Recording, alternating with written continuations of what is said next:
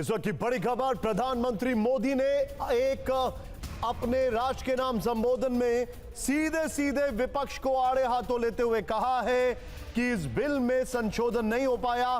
मैं सभी माताओं बहनों से माफी मांगता हूं। प्रधानमंत्री ने कहा, मेरे लिए देश हित सर्वोपरि है। दल हित देश हित से बड़ा हो जाता है। उन्होंने कहा है, जब कुछ लोगों के लिए दल हित सब कुछ हो जाता है, दल हित देश हित से बड़ा हो जाता है, तो नारी शक्ति को ही इसका खामियाजा उठाना पड़ता है।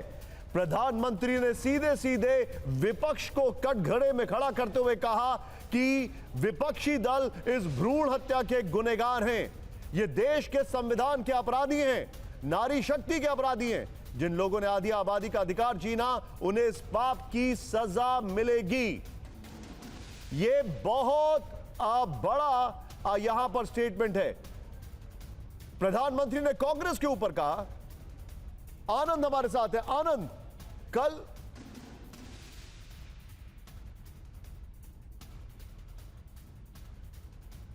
सीधे चलेंगे। आनंद हमारे सहयोगी हमारे साथ है। आनंद, इसके फाइन प्रिंट, इसके फाइन पॉइंट्स हम बता रहे हैं, लेकिन मुझे आपसे जो समझना है वो ये है, प्रधानमंत्री ने इसके बाद जिस तरीके से इस इशू को एड्रेस किया है, उससे पहले बीजेपी ने जो सड़कों पर आज विरोध किया, क्या इसका इको, क्या इसका रिवर्बरेशन, क्या इसकी गूंज अभी अब आने वाले कई दिनों तक सुनाई देगी?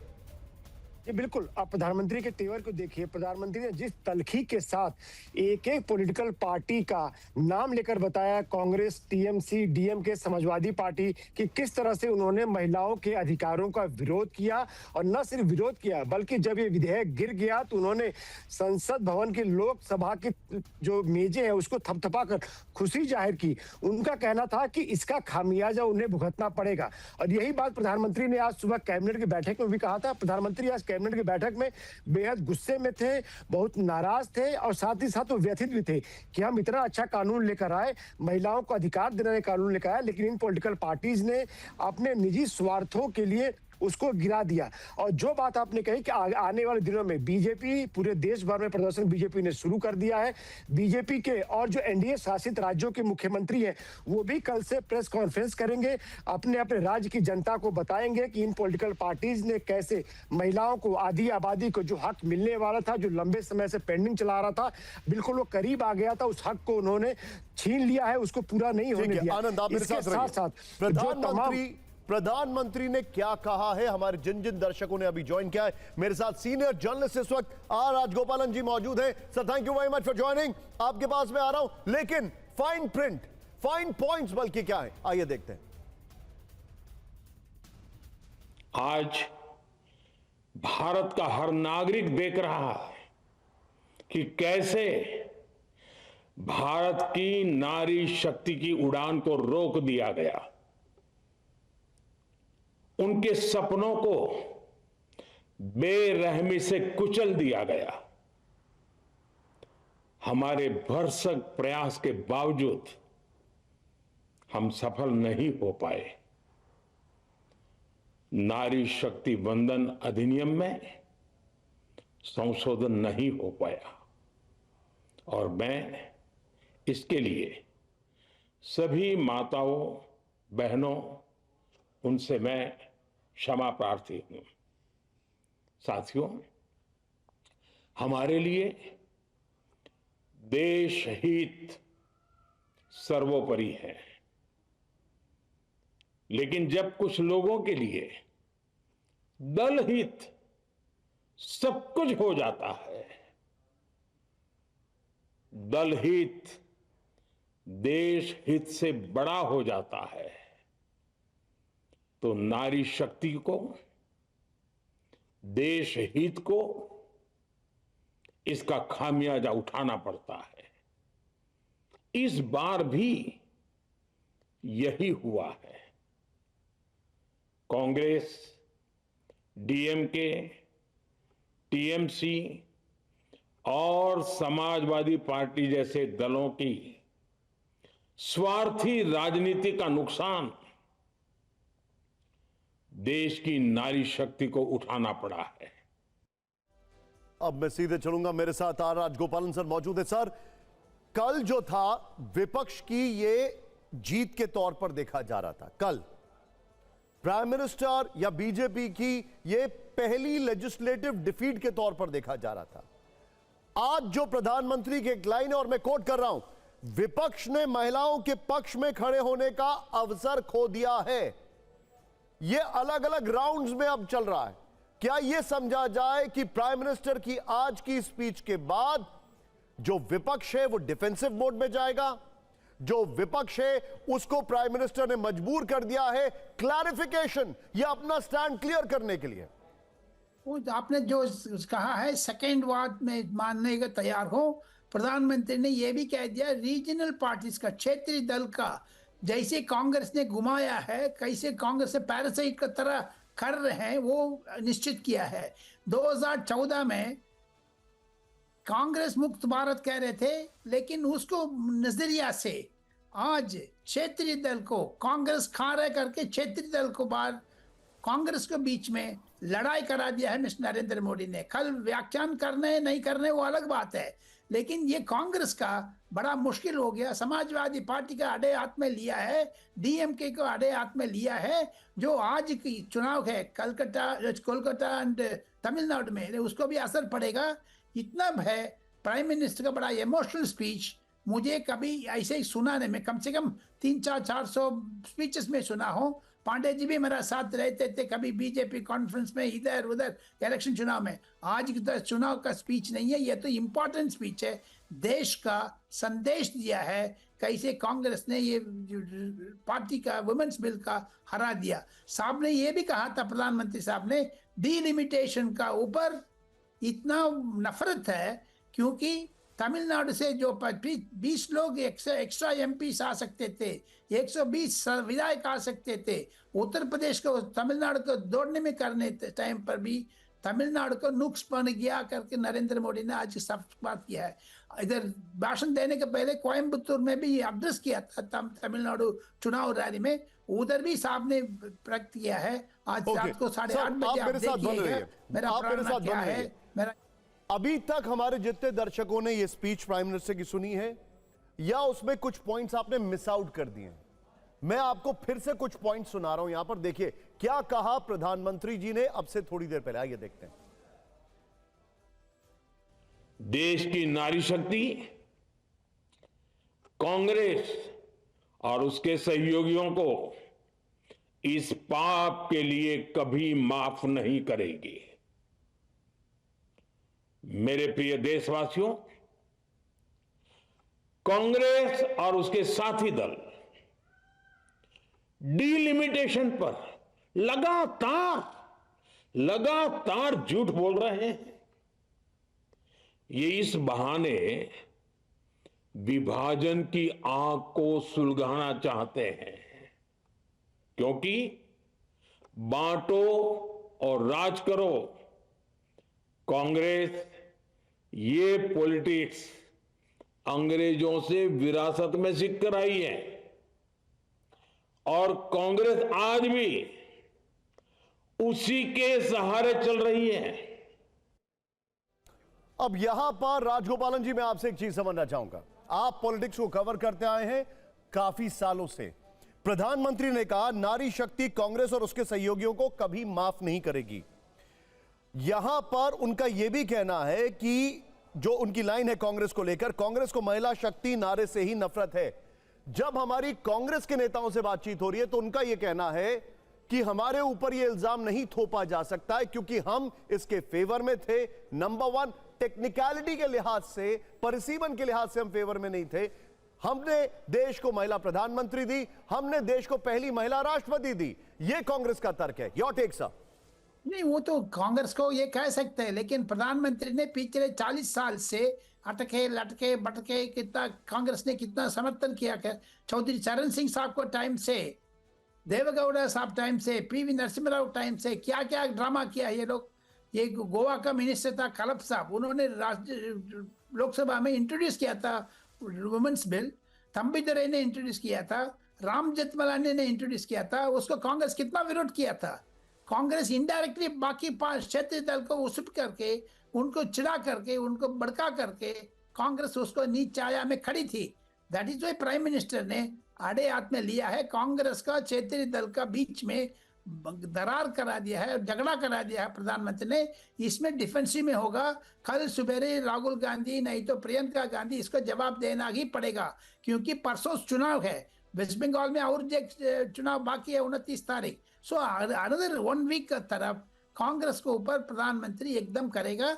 देखते जाइएगा, विंटर सेशन को पहले नहीं तो अगले बजट सेशन को पहले प्रधानमंत्री सेम विमेंस बिल लेकर के दिखाएगा, क्योंकि कांग्रेस के ऊपर प्रेशर डाल दिया ना प्रधानमंत्री ने। जो राहुल गांधी कल बोल रहे थे 16 नंबर उसको तो दर्जी उड़ा दिया प्रधानमंत्री ने। क्या 16 number sir. Rajagopalan ji, thank you very much. Anand, आपका भी बहुत बहुत शुक्रिया। यहां पर समझने वाली बात यह है कि कल विपक्ष अपनी इसको एक बहुत बड़ी जीत के तौर पर दिखा रहा था, लेकिन आज प्रधानमंत्री के इस एड्रेस के बाद टेबल्स हैव टर्न्ड अराउंड, जैसा अंग्रेजी में कहते हैं, क्योंकि विपक्ष जो है अब वो बैकफुट पर होगा। उसको अपना स्टैंड क्लियर करना पड़ेगा, क्योंकि उसने जो प्रधानमंत्री ने कहा महिलाओं को ताकत देने से विपक्ष ने क्यों रोका। आपका बहुत बहुत शुक्रिया। अब आगे बढ़ते हैं और अब आपको बता दें, यहां पर पीएम मोदी ने राष्ट्र के नाम संबोधन से ठीक पहले तमिलनाडु में भी इस मुद्दे पर विपक्ष को घेरा था। कहा कि हमारी सरकार संसद में ऐतिहासिक बिल लेकर आई, लेकिन विपक्ष ने पवित्र प्रयास को रोका। शर्मनाक राजनीति की हमारी लड़ाई अभी खत्म नहीं हुई है। जबकि आज सुबह प्रधानमंत्री मोदी ने कैबिनेट की बैठक में भी विपक्ष के रवैये पर निराशा जताई। पीएम मोदी ने कहा कि महिला आरक्षण विधेयक का समर्थन करने से विपक्ष का इनकार एक बड़ी राजनीतिक गलती है और इसके गंभीर परिणाम उन्हें भविष्य में भुगतने पड़ेंगे। विपक्षी दलों को इस फैसले पर जिंदगी भर पछताना पड़ेगा और आने वाले समय में इसकी कीमत चुकानी होगी।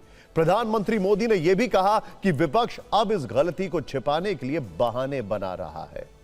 महिला आरक्षण से जुड़े संविधान संशोधन बिल के गिरने के बाद आज बीजेपी और कांग्रेस दोनों ने एक दूसरे पर काउंटर अटैक किया। कांग्रेस की तरफ से कमान प्रियंका गांधी ने संभाली, तो बीजेपी की तरफ से प्रेस कॉन्फ्रेंस करने के लिए पूर्व केंद्रीय मंत्री स्मृति ईरानी और रविशंकर प्रसाद सामने आए। दोनों तरफ से आरोप प्रत्यारोप के तीर चले, तर्कों और तथ्यों के साथ एक दूसरे को घेरने का प्रयास हुआ। कांग्रेस की तरफ से प्रियंका गांधी ने कहा कि कल लोकसभा में जो हुआ वो लोकतंत्र की बहुत बड़ी जीत है। बीजेपी की तरफ से स्मृति ईरानी ने उनका जवाब दिया और कहा कि कांग्रेस पार्टी ने इस बात का जश्न मनाया कि देश की महिलाओं का अधिकार कैसे छीना गया। प्रियंका ने भी कहा कि सरकार परिसीमन और महिला आरक्षण के जरिए सत्ता में बने रहने की साजिश कर रही थी। स्मृति ने जवाब दिया कि कांग्रेस को देश के संवैधानिक व्यवस्थाओं पर, संसद पर और देश की महिलाओं पर कोई भरोसा नहीं है। प्रियंका ने आरोप लगाया कि सत्ता पक्ष हमें महिला विरोधी कहकर मसीहा बन सकता है। स्मृति ईरानी ने जवाब दिया कि बीजेपी में किसी ने मसीहा बनने की कोशिश नहीं की। प्रियंका गांधी ने यह भी कहा कि वो बहुत खुश है कि लोकसभा में सीटें बढ़ाने के लिए लाया गया बिल गिर गया। इस पर बीजेपी सांसद रविशंकर प्रसाद ने कहा कि कांग्रेस का क्रूर चेहरा सामने आया है, यह दर्द हर महिला याद रखेगी। सभा के उपस्थित और मत देने वाले सदस्यों के कम से कम 2/3 बहुमत द्वारा पारित नहीं हुआ। जो सरकार की साजिश थी संघीय ढांचे को बदलने की, लोकतंत्र को कमजोर करने की, उसको हराया गया। ये संविधान की जीत थी, देश की जीत थी और विपक्ष की एकता की जीत थी। कांग्रेस पार्टी इठिलाई, मुस्कुराई, उसने मेज थपथपाई। इस बात का उन्होंने राजनीतिक जश्न मनाया कि उन्होंने देश की साधारण महिला के राजनीतिक आकांक्षाओं को कुचला। पूरी साजिश जो रची गई षड्यंत्र की तरह कि किसी न किसी तरह से हमें सत्ता में रहना है। उन्होंने सोचा चलो पारित हो जाएगा तो जीत, पारित नहीं होगा तो हम हर नेता के सामने बाकी पार्टियों को महिला विरोधी कहकर महिलाओं के मसीहा बन जाएंगे। ये उस सामंतवादी सोच की निशानी है जिन्हें लगता है कि लोकतंत्र में अगर किसी भी नागरिक को उसका संवैधानिक अधिकार दिलाया जाए तो वो संवैधानिक अधिकार सुनिश्चित करने वाला कोई मसीहा ही हो। 2023 में जो सर्वसहमति से जो विधेयक पास हुआ था, पारित हुआ था, उसको लाइए, महिलाओं को हक दीजिए, अभी दीजिए। क्या कहा उन्होंने अपनी प्रेस में कि महिला का इस्तेमाल करना चाहते हैं? क्या देश की नारी इस्तेमाल का विषय है? कोई भी लोकसभा या विधानसभा की सीटों का पुनर्गठन बिना परिसीमन के नहीं हो सकता। स्मृति ईरानी से TV9 भारतवर्ष ने इस पूरे मसले पर अलग से भी बात की। उन्होंने महिला आरक्षण से जुड़े संविधान संशोधन बिल के गिरने पर कांग्रेस पर और क्या आरोप लगाए, आपको देखना चाहिए। जिस तरह से कल बिल गिराया गया और जिस तरह से इस बिल को गिराने के बाद एक विनिंग इसमें फैक्टर दिखाते हुए तालियां पीटी गई, मेज थपथपाए गए, क्या कहेंगी? मैं इतना ही कहूँगी कि कल विपक्ष में जिस नेता ने खिलखिला के मेज थपथपाई है, इस देश की औरतें उनको याद रखेंगी। आज प्रियंका गांधी ने कहा कि हम 33% आरक्षण के खिलाफ नहीं हैं। श्रीमती वाड्रा 33% आरक्षण के खिलाफ हैं। उन्होंने आज स्पष्ट माना कि 98 साल में भी ये वादा पूरा करने की क्षमता उनमें और उनकी पार्टी में नहीं है। अगर आपको इस बात का कहीं ना कहीं संदेह है कि आप दक्षिणी राज्यों में सीटों को कम होते देख रही हैं, तो हम 50% प्रोपोर्शनल इंक्रीज कर देंगे सीटें। आप बस सरकार की इस प्रस्तावना का समर्थन कर दीजिए। तो ऐसा नहीं है कि किसी नई वोट बैंक की राजनीति नरेंद्र मोदी कर रहे हैं। तो कांग्रेस की क्या मंशा है? गांधी परिवार चाहता है उनकी बहू बेटियों के पास ही रहे सारी की सारी सत्ता। नरेंद्र मोदी न सिर्फ पुरुषों के हक का संरक्षण कर रहे थे, वो महिला को सम्मान भी दिला रहे हैं और राज्यों का संरक्षण भी कर रहे हैं। वहीं TV9 भारतवर्ष ने प्रियंका गांधी से पूछा कि क्या वो चाहती हैं कि लोकसभा और राज्यसभा की सीटें ना बढ़ें या फिर वो सीट बढ़ाने के पक्ष में। सुनिए इस पर उन्होंने क्या कहा। प्रियंका जी, जिस तरीके से 1971 में इंदिरा गांधी जी ने सोचा था कि दक्षिण भारत उत्तर भारत में डिवाइड ना हो, इसलिए सीटें उन्होंने उतनी ही रखी। इवन 2001 में अटल बिहारी वाजपेयी ने भी यही सोचा कि दक्षिण भारत उत्तर भारत के बीच में डिवाइड ना हो, उन्होंने भी फ्रीज रखा। तो क्या आप सरकार से डिमांड करेंगे कि सीटें वो 543 ही रखे, आगे ना बढ़ाए, जैसा कि इंदिरा जी ने और अटल जी ने कहा? देखिए, जैसे इंदिरा जी और अटल जी ने कहा और किया, उस पे फ्रीज की वजह थी। हम ये सिंपल बात कह रहे हैं कि ये जो आप प्रोपोर्शन को बदलना चाहते हैं, ये जो आप कुछ प्रदेशों को का वज़न बढ़ाना चाहते हैं, दक्षिण के प्रदेशों को का वज़न इन्होंने कम किया, तो देश में बहुत ज़्यादा संकट पैदा करेंगे। तो इससे हम सहमत नहीं हो सकते। दक्षिण भारत के लोगों को सावधान करना चाहता हूं। कांग्रेस पार्टी का यह तर्क जो है कि 543 में ही 33% कर दीजिए, तो पॉपुलेशन तो उनकी कम है उत्तर भारत की तुलना में। तो 543 में अगर पॉपुलेशन के बिना पर रीएडजस्टमेंट होगा तो उनकी सीटें कम हो जाएंगी। मामला सिर्फ आधिकारिक प्रेस कॉन्फ्रेंस तक ही सीमित नहीं रहा। बीजेपी के कई नेताओं ने अलग अलग जगहों पर मीडिया से बात की और महिला आरक्षण लागू नहीं होने के लिए कांग्रेस को जिम्मेदार ठहराया है। कांग्रेस की तरफ से इसका भरपूर जवाब आया। बीजेपी ने दिल्ली में राहुल गांधी के घर के बाहर प्रदर्शन और नारेबाजी की। देश के कई हिस्सों में महिला आरक्षण के समर्थन में बीजेपी ने ऐसे प्रदर्शन किए।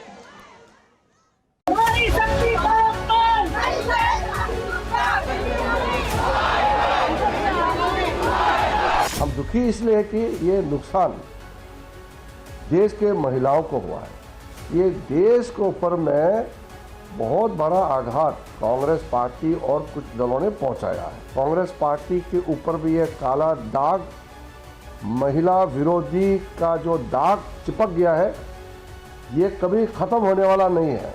और महिलाओं को अधिकार नहीं दे करके सेलिब्रेशन करना, ये तो घोर पाप है। कांग्रेस का मानसिकता और उस बिल को गिरा करके फिर जश्न मना रहे हैं, इससे बड़ा महिला विरोधी मानसिकता कैसे आप दर्शा सकते हैं? ये जो विपक्ष ने किया है, ये उनका महिला विरोधी चेहरा दिखाता है। ये दिखाता है कि कितना डर है, कितना भय है उनके अंदर, कि आज उनको लग रहा है कि एक साधारण महिला आकर के कहीं उनके परिवार की वो महिलाएं जो उन कुर्सियों पे बैठी है, उनकी जगह ना ले ले। अगर देश की महिला को हरा करके उनको लग रहा है कि उनकी जीत हो गई, तो मुझे बहुत अफसोस है। जब समाजवादी पार्टी की ये मांग थी कि ओबीसी महिलाओं को आरक्षण दीजिए, क्योंकि आधी आबादी का सवाल है। अब आधी आबादी में भी ये दरार पैदा करने वाले लोग हैं, ये दरारवादी लोग हैं। इन्होंने हमेशा समाज में दरार पैदा की है, अविश्वास पैदा किया है, भय पैदा किया है, और इसी हथियार से ये लोग आज सत्ता में बने हुए हैं। It was one good chance for women to become a part of the policy making. It's sad, but I hope that one or other day it will happen. Any social change requires time. ये जो bill लाए थे, ये महिला reservation bill नहीं था, क्योंकि महिला रिजर्वेशन बिल ऑलरेडी पास हो गया। ये सबसे बड़ा झूठ यही है। और दूसरा जो वो लाए हैं वो एक डिलिमिटेशन बिल है, और ये डिलिमिटेशन बिल जो है, इनको ये महिला के साड़ी में लपेट के ये बिल इन्होंने पास किया। महिला आरक्षण को केंद्र में रखकर हुई राजनीतिक गतिविधि के बीच आज लोकसभा और राज्यसभा अनिश्चित काल के लिए स्थगित हो गई, लेकिन समापन से पहले पहली बार लोकसभा में वंदे मातरम का पूर्ण स्वरूप में सामूहिक गान गाया गया। लोकसभा अध्यक्ष ओम बिरला ने सदन को बताया कि इस सत्र में बजट सत्र को मिलाकर कुल 31 बैठकें हुई और सदन की कार्रवाई 151 घंटे 42 मिनट तक चली। इस सत्र में कार्य उत्पादकता 93% रही। बजट सत्र की शुरुआत 28 जनवरी को राष्ट्रपति द्रौपदी मुर्मू द्वारा दोनों सदनों की संयुक्त बैठक को संबोधित किए जाने के साथ हुई थी। पहले यह सत्र 2 अप्रैल को संपन्न होना था, लेकिन संविधान में 131वें संशोधन के लिए लाए गए विधेयक और इससे संबंधित 2 दूसरे विधेयकों पर चर्चा करने और इन्हें पारित कराने के मकसद से सत्र को बढ़ा दिया गया था, जिसे विशेष सत्र का नाम दिया गया, और यह 16 से 18 अप्रैल यानी 3 दिनों के लिए बुलाई गई। बजट सत्र से अब तक कुल 12 सरकारी विधेयक पेश किए गए और 9 पारित किए गए। पारित किए गए वित्त विधेयकों में आंध्र प्रदेश पुनर्गठन संशोधन विधेयक और जन विश्वास संशोधन विधेयक प्रमुख हैं। महिला आरक्षण और परिसीमन पर टकराव सिर्फ दिल्ली में ही नहीं हुआ, यह मामला चुनावी राज्यों तक पहुंच चुका है। राहुल गांधी ने तमिलनाडु में प्रचार के दौरान परिसीमन के मुद्दे को उठाया और कहा कि जब भी तमिलनाडु के हितों पर कोई खतरा आएगा तो मैं तमिलियन बन जाऊंगा।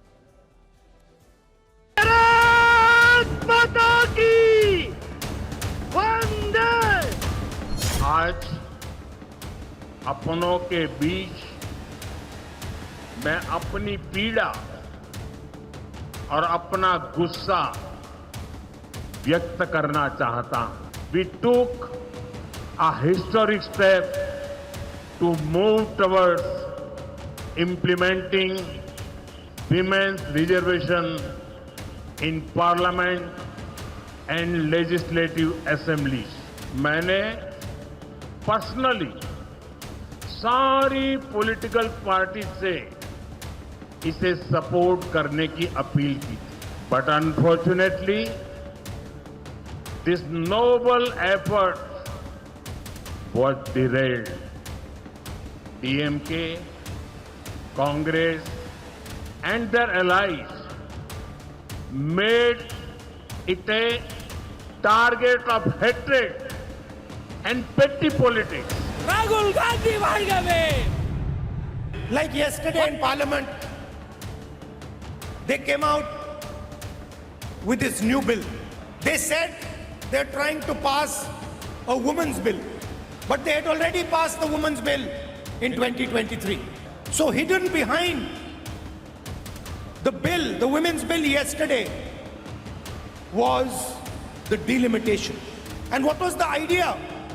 The idea was to reduce Tamil Nadu's representation in the Union of India, to weaken the strength of southern states, to weaken the strength of small states, to weaken the strength of northeastern states. And we defeated that bill yesterday in Parliament House. राजनीतिक लड़ाई बंगाल में भी तेज है, वहां चुनाव होने वाले और आज पश्चिम बंगाल की सीएम ममता बनर्जी से टीवी 9 बांग्ला के कंसल्टिंग एडिटर अनिर्बान चौधरी ने एक्सक्लूसिव बातचीत की है। उनसे सीधा सवाल पूछा गया कि बंगाल में बीजेपी बनाम टीएमसी की लड़ाई से ज्यादा सियासी पिच पर टीएमसी बनाम चुनाव आयोग की लड़ाई क्यों दिख रही है, तो इस पर ममता ने क्या जवाब दिया, आपको देखना चाहिए। যে 2026 সালে আমাদের একটা ধারণা ছিল যে এবার একটা জোট টক্কর হবে বিজেপি বনাম Trinamool Congress.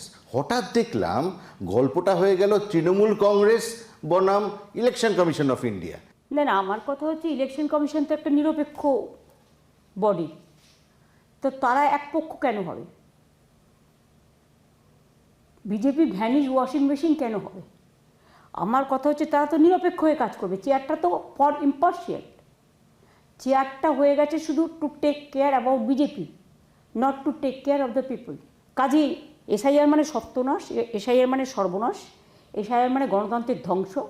Actual SIR is not for special intensive the review, it is the special intensive deletion, and they have excluded maximum the young generation, the new voters and women.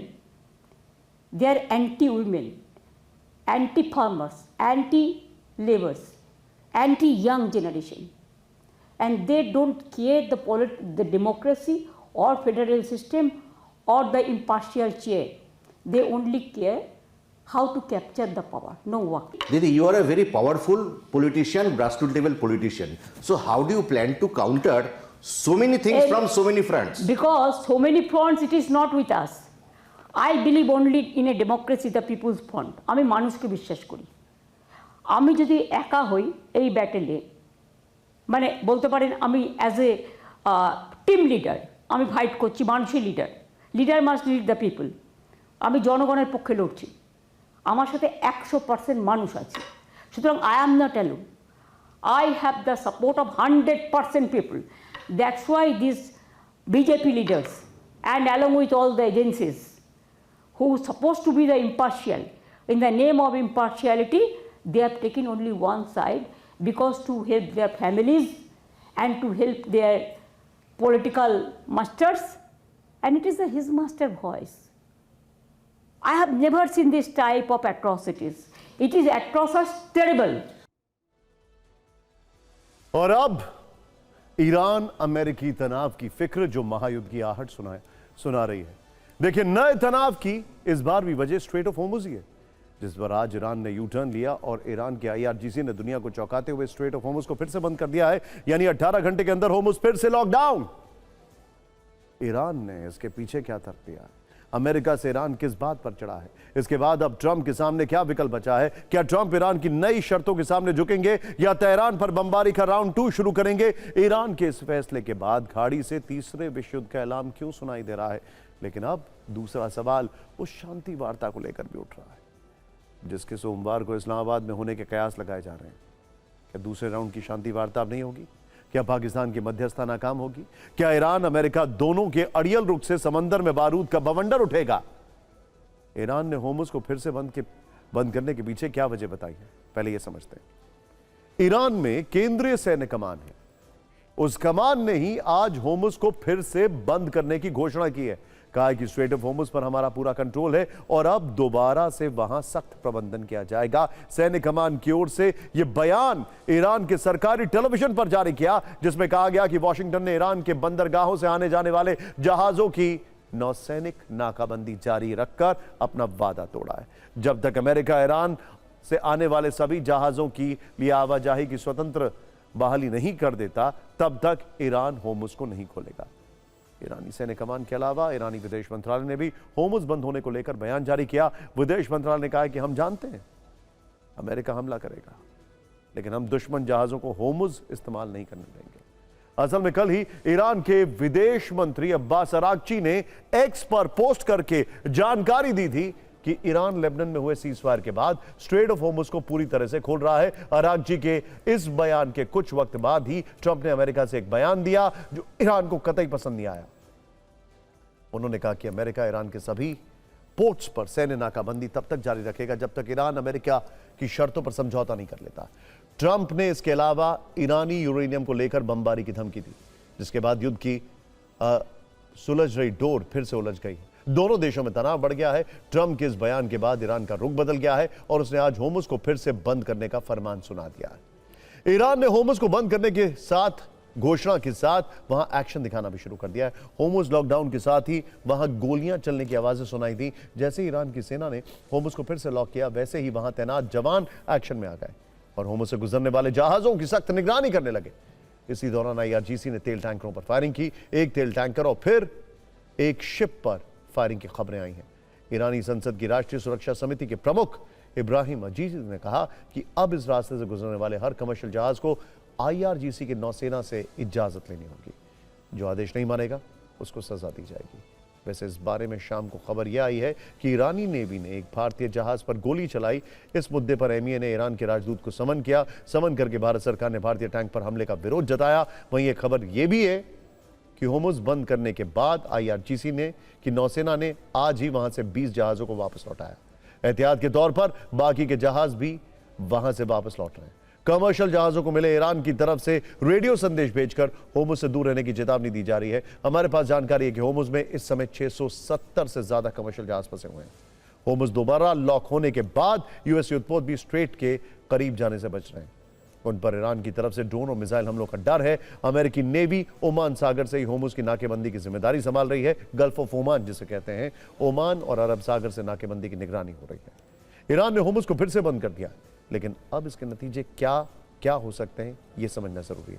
पहला, आर्थिक, जिसका भारी नुकसान दुनिया को उठाना पड़ सकता है, क्योंकि कल जब ईरान ने यह ऐलान किया था कि वो होर्मुज को पूरी तरह खोलने जा रहा है, तब कच्चे तेल के दाम अचानक 11% की भारी गिरावट उनमें दर्ज की गई। लेकिन जबकि ईरान ने फिर से होर्मुज को बंद कर दिया है, तो तेल का संकट गहरा सकता है।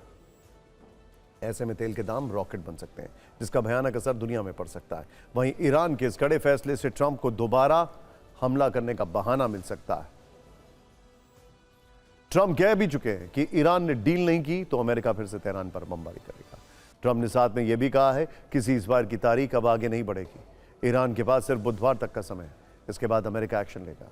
लेकिन तब तक ईरानी पोर्ट से अमेरिकी ब्लॉकेड नहीं हटा तो ईरान भी चुप नहीं बैठेगा। वो अपनी पुरानी चेतावनी पर आगे बढ़ेगा और अमेरिका के मददगार खाड़ी देशों के पोर्ट को निशाने पर लेगा, जिसके बाद ईरान अमेरिका में यह तनाव महायुद्ध की शक्ल भी ले सकता है। इसकी चपेट में पूरा पश्चिमी एशिया आ सकता है। अब आपको दिखाते हैं होर्मुज को खोलने पर आज सुबह ट्रंप ने क्या कहा था और होर्मुज के दोबारा बंद होने के बाद अब एक्सपर्ट्स कैसी आशंका जता रहे हैं। हमने शुरुआत में ही सवाल उठाया था कि क्या होर्मुज लॉक होने के बाद पाकिस्तान में होने वाले दूसरे राउंड की शांति वार्ता फेल हो जाएगी। इसका जवाब भी ईरान की ओर से दे दिया गया है। लेकिन पहले यह समझिए कि CNN सूत्रों का दावा है कि ईरान और अमेरिका के बीच सोमवार को दूसरे दौर की वार्ता होनी थी, लेकिन होर्मुज को बंद करने के तुरंत बाद ईरान ने कहा कि वो अब अगले दौर की वार्ता में शामिल नहीं होगा। तस्नीम न्यूज के हवाले से कहा गया है कि तेहरान निरर्थक और थकाऊ वार्ता में अब अपना समय बर्बाद नहीं करना चाहता है। ईरान ने पाकिस्तान के जरिए अमेरिका को यह संदेश भिजवा दिया कि ईरान की दलील है कि यह बातचीत अब तब तक नहीं होगी जब तक अमेरिका सभी ईरानी पोर्ट से सैन्य नाकाबंदी को नहीं हटा लेता। ईरान के सीनियर अफसर का बड़ा दावा सामने आया। उनकी ओर से आरोप लगाए गए हैं कि ट्रंप लगातार भ्रामक दावे कर रहे हैं। ट्रंप के बयान से कूटनीति कमजोर हो रही है। अमेरिका से बातचीत विफल हो सकती है। ईरान के इस कड़े रुख पर पाकिस्तान से भी प्रतिक्रिया आई है। पाकिस्तान के विदेश मंत्री ने बयान जारी किया है, कहा है कि हमें अब भी अमेरिका और ईरान के बीच समझौता होने की उम्मीद है। हम अमेरिका और ईरान के बीच की खाई को पाटने के लिए काम कर रहे हैं, लेकिन पाकिस्तान की कोशिशें इसलिए विफल हो सकती हैं क्योंकि आज ही ईरान के सुप्रीम लीडर मुश्तबा खमेनी की ओर से भी अमेरिका को चेतावनी दी गई। उन्होंने कहा कि ईरान की सेना दुश्मनों के लिए तैयार है, दुश्मनों को हार का स्वाद चखाएंगे, दुश्मन नई हार के लिए तैयार है। सवाल है कि ट्रंप की मंशा को लेकर कई सारी चीजें यहां पर चर्चा में है। ट्रंप आखिर चाहते क्या है? क्या वो सच में युद्ध विराम चाहते हैं या फिर युद्ध को और भड़काना चाहते हैं? क्योंकि जब ईरान से बातचीत बैकडोर चैनल से बन रही थी तो उसमें आग में घी डालने के वाले बयान देने की जरूरत नहीं थी। और ट्रंप की इसी भड़काऊ बयानबाजी से सिर्फ खाड़ी देश ही नहीं बल्कि पश्चिम एशिया के देश भी परेशान हैं। होर्मुज बंद होने से वहां कैसी हलचल है, एक्सपर्ट सोमवार की शांति वार्ता पर क्या कह रहे हैं, ये न्यूज रील देखते हैं। इस बीच अमेरिका और ईरान की ओर से जंग की तैयारी तेज हो चुकी है। अमेरिका के सबसे बड़ा aircraft carrier USS Gerald Ford की पश्चिम एशिया में वापसी हुई है। रेड सी में USS जेरार्ड फोर्ड की तैनाती की गई है। जेरार्ड के बेड़े में USS महान और USS विंस्टन चर्चिल जैसे विनाशक युद्धपोत शामिल है। ईरानी हमले